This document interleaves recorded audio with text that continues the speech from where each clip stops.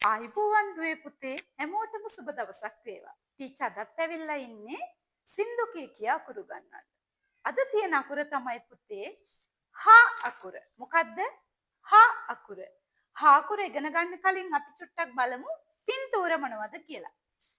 අපේ පින්තූරේ තමයි ඉස්සරලම හංසයාගේ හා හංසයාගේ හා හරකගේ හා හරකගේ හා ඊට පස්සේ තියෙනවා හතු හා හතු හා හබරල හා හබරල හා එහෙනම් පුතේ හැමෝම කැමතිනේ සින්දුව බලා ගන්න. අපි සින්දුව කියා අකුර ලියන්නයි යන්නේ.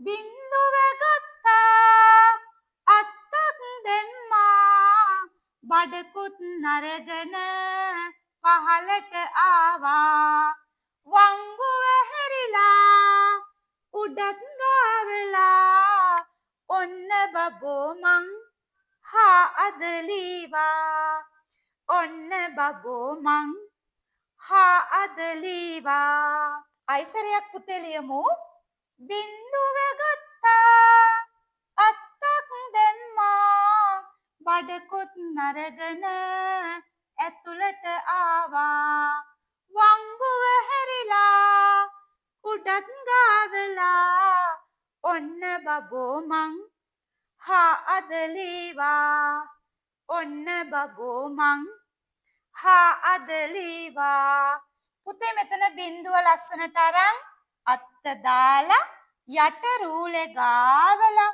ඇතුළට ගිහින් පොඩි වංගුවක් හැරිලා උඩ රූලෙත් ගාවලා තමයි පහළට එන්නේ.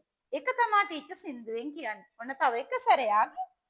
බින්දුව ගත්තා අත්තක් දැම්මා බඩකුත් නරගෙන පහළට ආවා වංගුව හැරිලා උඩත් ගාවලා ඔන්න බබෝ මං හා අදලීවා ඔන්න බබෝ මං හා අදලීවා මගේ පුතාලා හොඳට හා ලියලා පුරුදු වෙන්න අලුත් අකුරක් අරගෙන අලුත් දවසක ටීචර් ආයිමත් එන්න හැමෝටම සුබ දවසක් වේවා අයිබෝවන්